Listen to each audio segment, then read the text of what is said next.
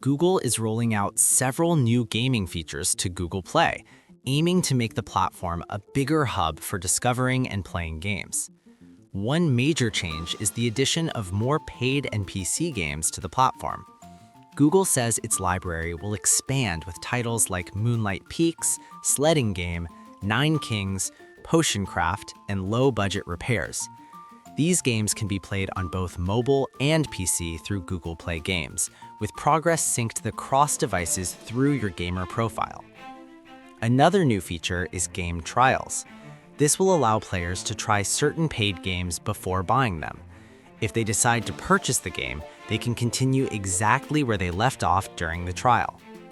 Google is also introducing a Buy Once, Play Anywhere pricing model.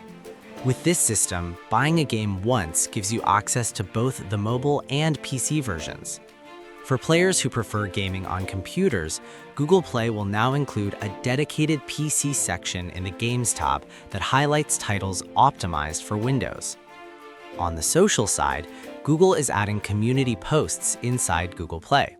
This lets players ask questions, share tips, and discuss games directly within the store instead of relying on external platforms.